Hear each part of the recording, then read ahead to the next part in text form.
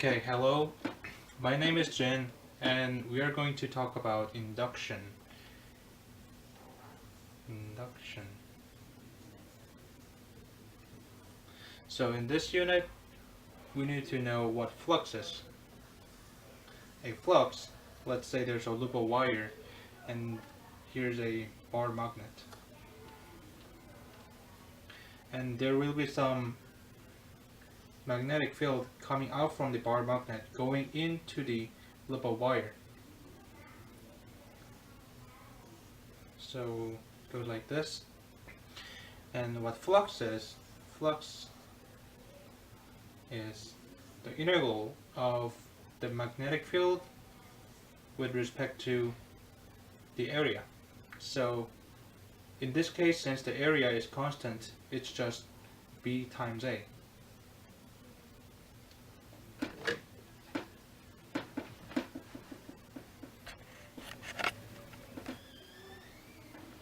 Okay, so since we got a current with moving magnet, that means since we have current, it means we have voltage. And there's a law called Faraday's law that explains this this phenomenon. So what Faraday's law says, Faraday's law of induction. Oh my god, I don't have space. Every single thing. You don't need to say. So, from the experiment, we know that there's a current induced. And when there's a current induced, that means we have a voltage across the wire. So, there's something called Faraday's law. Faraday's law. And this law explains what's happening here. So what Faraday's law is that voltage induced equals negative d flux over dt. So what it's saying is when there's a change in flux with respect to time, we have a voltage induced. Whatever, I'm not going that far. Okay, so from this experiment we have an induced current. And when there's induced current, that means we have an induced voltage. So we have a voltage across the wire. And there's something called Faraday's law that explains this experiment. So the Faraday's law is that voltage induced equals negative d flux over dt. So it means whenever we have the change in flux with respect to time, we'll have a voltage.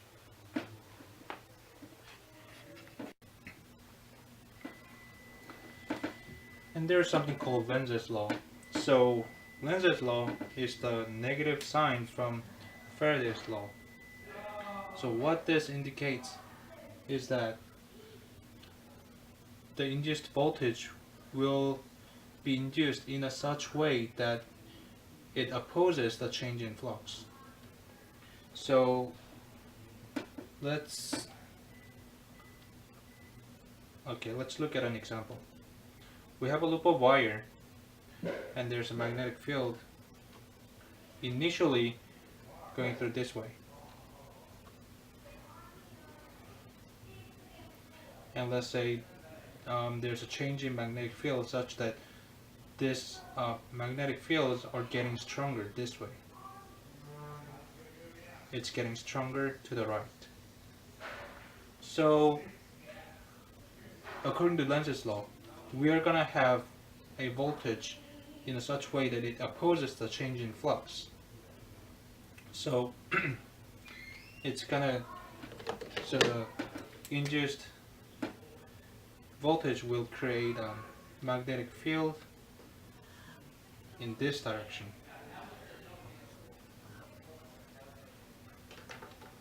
So if you do the right hand rule with this, it's gonna be like this. So the current is going up this way.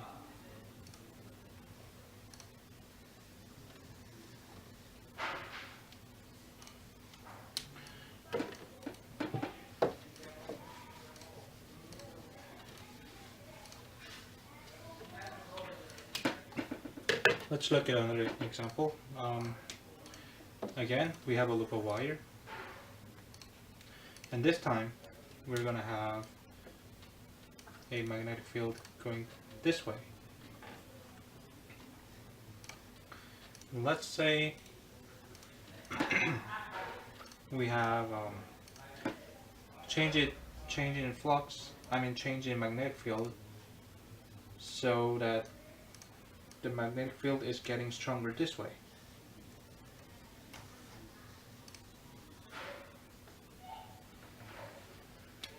Now we're gonna have induced current that creates induced magnetic field in this direction that opposes the change in magnetic field. Okay.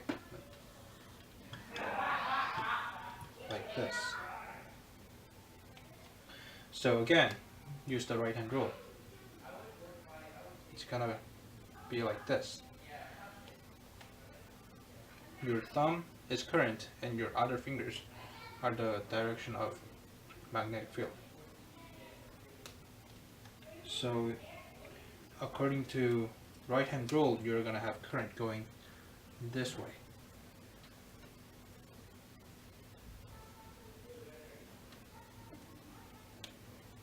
So that is Lenz's law.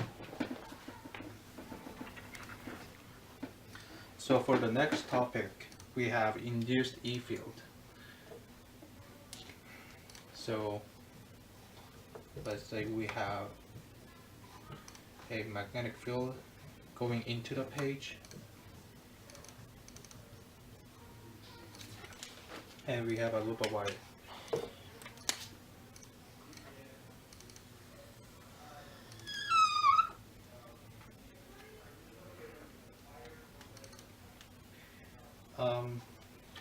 And let's say we have a change in magnetic field, so that the magnetic field is getting stronger going into the page.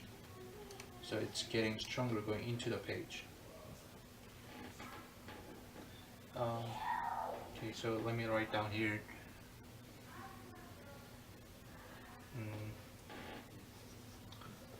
Magnetic field is going into the page.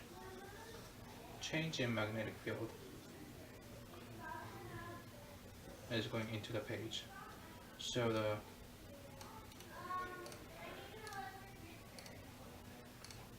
B induced is coming out from the page.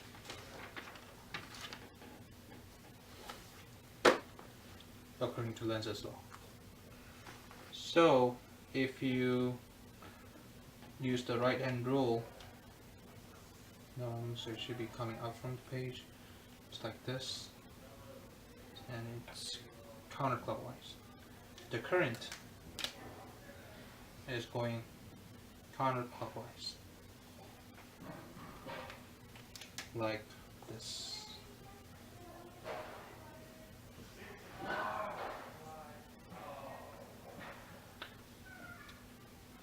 So that was the review for Lenz's law, and we have induced E field.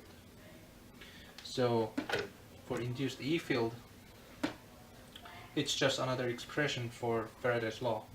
So we have Faraday's law, that is EMF induced equals negative d flux over dt equals, so negative integral of E dot dl.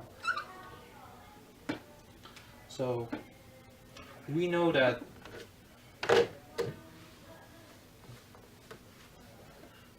we know that V equals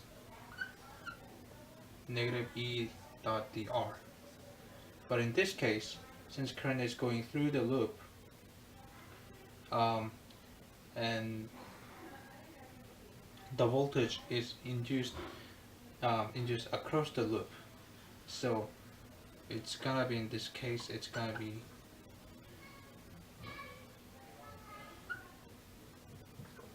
E dot dl, because voltage is induced across the loop of wire.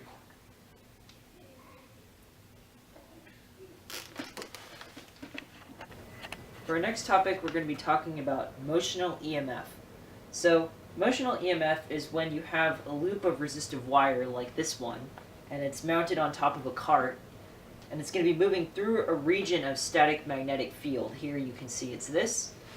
And what we see is that it experiences a force that's in the opposite direction of velocity, and that's due to the induced current by Faraday's law. So, let's take a look at the flux. So, the flux in this case is going to be equal to B times X times Y, because that's the magnetic field times the area, and X is changing with time because it's moving this way. So when we look at the change in flux with respect to time, we know that that's going to be equal to D and then BXY. We just move it over, dt. And B and Y are both constant with respect to time, so we can factor them out. So we get by dx dt. And if you remember back to the beginning of the year, velocity is the rate of change of position. And the position that's changing here is x. So dx dt is just equal to v. So this is b, y, v. So we know by Faraday's law that d phi dt is the magnitude of the induced EMF. So when we're looking for current, which is going to be EMF over R, we plug in this for EMF. So that's B, Y, V over R. And if I take a second to erase this, and we look at the magnetic force, F sub B, then what we see is something that looks like this. So F sub B equals I, Y, B. And that's going to be B squared Y squared V over R. And of course, using the right-hand rule, we see that as it moves in like this, the force points to the left, which opposes velocity, and as it's coming out and the flux is decreasing, it's still going to point this way. Our next topic is inductance. Inductance is a measure of an object's capacity to carry an induced current. The symbol for inductance is L, and as you can see here, L is equal to phi total over I. So phi total is the total flux, and I is the current. So the main example where this is important is with a solenoid. So in a solenoid, we have what's called self-inductance, because the moving current already generates a magnetic field. Now, if you'll remember, B equals mu 0 In inside of the solenoid, and it's 0 outside of the solenoid, where little n is the turn density. So this is useful only in an ideal case where you have an infinite solenoid, but for real applications you have to have a finite solenoid. So what you do is you pick a length L, and you say, okay, we want the total number of turns of wire. So that's going to be big N, and that's going to be equal to the turn density times the length of the wire that we have. So then we need to figure out what the flux through a particular loop of wire is, and that's just going to be the B times A. And then the total flux will be equal to big N times phi, because each of those n loops of wire is going to contribute to the flux. So then we plug everything in to figure out what the inductance is going to be, and that inductance comes out to be L equals phi total. So phi total in this case is going to be big N times B A, all divided by I. And now if we substitute, we get little n, little l, and then b is mu 0 I n all times a, and then we divide by I. And once we cancel, I goes away, we get mu 0 n squared little l big A as the inductance for a solenoid. Now, whenever we plug that solenoid into a circuit, it becomes what's called an inductor. And an inductor is just an object that has a constant inductance.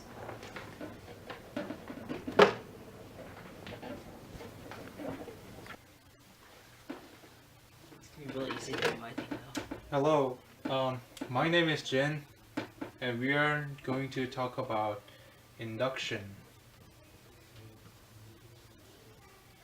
So, for this unit, we want to know if a moving magnet can create a current. So, we have an experiment which looks like this. We have a loop of wire, and there's a magnet.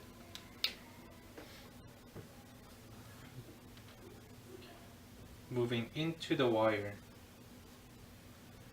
and it becomes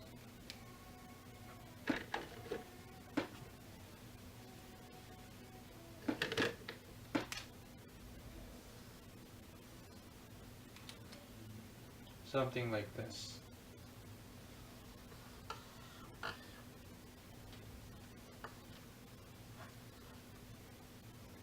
So wait, let's stop. It's kind of hard to. I need to think first before I say something. Now, with that in mind, in this unit, we want to know if a moving magnet can create a current in the wire. So, we have an experiment. There's a loop of wire, and there's a magnet, and we are moving this magnet through the loop of wire. So we get a change in magnetic field through this loop of wire. So as the result of the experiment, when we move the move the magnet, we actually found a current created in the loop of wire.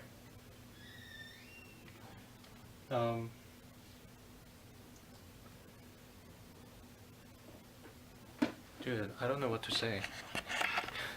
Our next topic is RL circuits. An RL circuit is a circuit that has an inductor placed in it. So let's look at our prototypical example of an RL circuit. We have here a battery, which is a source of EMF. We have a resistor with resistance R, and we have an inductor, this squiggly symbol, with an inductance of L.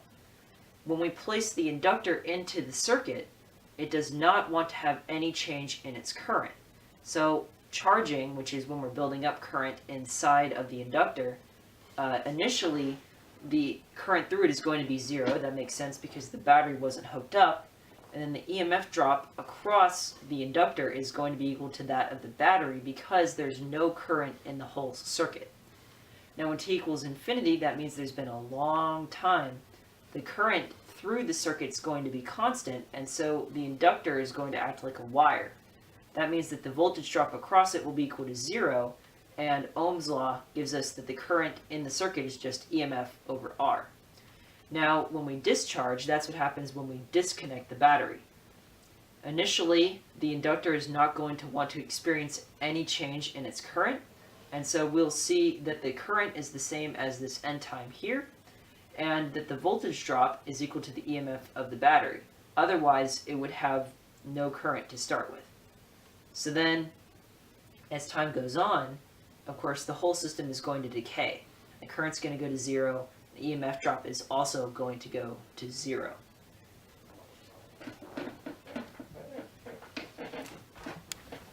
Now that we've done the conceptual part, let's look at the mathematics. So, we'll start with the charging case. So, according to Kirchhoff's loop rule, we have that 0 is equal to EMF of the battery minus R times I, this comes from Ohm's law, minus L di dt. This is the voltage lost over the inductor. Now, we also have the initial condition, as we discussed before, that I0 equals 0. So, rearranging this equation here, we find that L di dt is equal to EMF minus Ri. And if we write that out like so, we find that di over EMF minus Ri equals dt over L. And so then this gives us the integral. We're going to integrate both sides, but we need to know our bounds. So initially we start off at 0 and we go up till I. Then we have di over EMF minus Ri, and that's going to be equal to integral 0 to t of dt over L. Now, when we do the math on this, what we get is that negative 1 over R ln of EMF minus Ri over EMF equals dt, I'm sorry, not dt, t over L. Now, when we solve this for I, what we get is that I is equal to EMF over R times 1 minus e to the negative RT over L. Now, this is awesome because it agrees with what we think. Initially, we have no current, and then when t goes to infinity, we get this current EMF over R. So, the question is then, what does it look like if we are going to be discharging an inductor? So, when we discharge an inductor, let me erase all this stuff, sorry. Discharging an inductor, we disconnect the battery. So this goes away, and our initial current is going to be EMF over R. So when we do what we did before, we end up finding that, if I rewrite, L di excuse me, dt is equal to negative Ri, and when we rewrite that, we get di over I equals negative R dt over L, and then the care comes in when we integrate both sides, so we get that the integral from, and then the initial current is EMF over R, up to I, it's an R, di I equals integral negative R dt over L. Now this is going to turn into negative RT over L. That's pretty simple. And this is going to turn into, let me see, the ln of I over EMF over R like this. And that's going to be equal to negative RT over L. And so, when I solve for I get that I equals EMF over R times e to the negative RT over L. And again, this agrees with what we would expect because it starts off at EMF over R and it decays to 0. Now the key here is that in both cases we have the following, that, keep erasing this stuff, hold on. There we go, and get rid of that. In both of these cases, we have that the voltage drop across the inductor, which again is equal to negative L di dt, is going to be equal to, just a second, EMF times e to the negative RT over L. And if we define tau is the time constant, to be L over R, we find that our current, when we're charging, has the form EMF over R times 1 minus e to the negative t over tau. So tau gives us an idea of how quickly our circuit is going to approach its end current. And so that's very important when you're looking at an inductor and an RL circuit in general.